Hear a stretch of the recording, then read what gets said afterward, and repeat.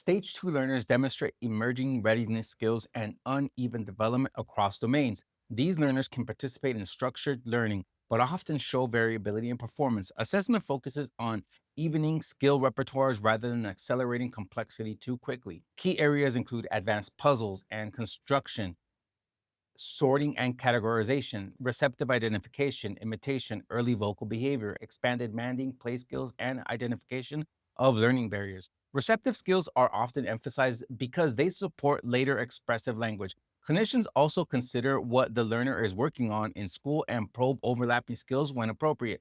Assessment remains flexible. If a learner struggles in stage 2 domain, clinicians return to stage 1 foundations rather than forcing progression. Conversely, if skills are mastered, assessment advances toward stage 3 targets. The goal is balance. Assessment identifies gaps that interfere with learning efficiency and prioritizes areas that will increase access to instruction.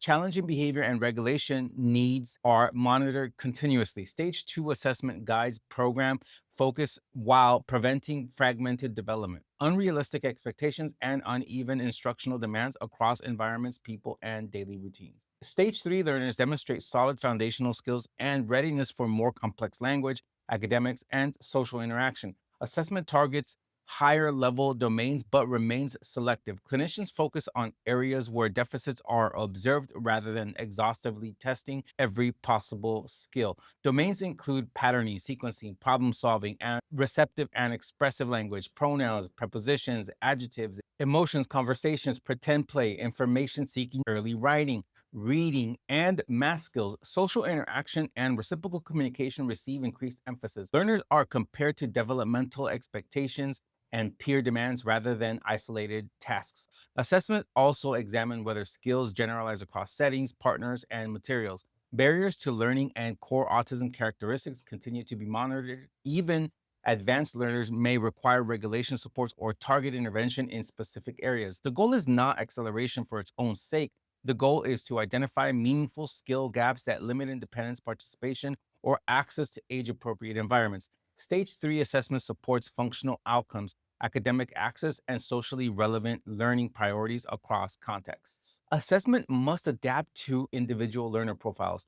For learners with minimal social engagement, play based and relationship focused resources are prioritized.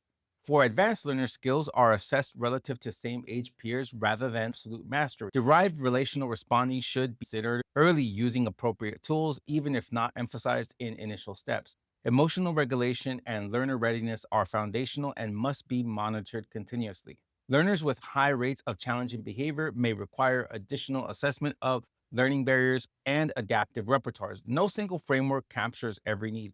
Clinicians draw from multiple resources to supplement assessment when appropriate. These considerations ensure assessment remains comprehensive without becoming rigid. They also prevent important domains from being overlooked simply because they fall outside the standard checklists. The emphasis remains on responsiveness, relevance, and clinical judgment. Additional considerations strengthen assessment accuracy while supporting individualized, humane, and developmentally appropriate intervention planning across learners. This framework is a flexible guide, not a rigid protocol. Clinical judgment, learner individuality, and family context must always drive assessment and programming decisions. The goal is not checklist completion. The goal is understanding the learner well enough to build meaningful, effective, and humane intervention. Assessment should inform action, evolve over time, and remain responsive to real learner behavior. When applied thoughtfully, this approach protects learner dignity while improving long term outcomes across settings, relationships, and developmental stages. Assessment is not an event, it's an ongoing clinical process that evolves with the learner. This framework emphasizes starting with relationship context and observation before measurement. It prioritizes safety, dignity, and accuracy over speed. Across phases and stages, assessment decisions are guided by learner responsiveness, regulation, and readiness, not arbitrary timelines or tools. When clinicians slow down early, they reduce false deficits, prevent unnecessary distress, and build instructional momentum.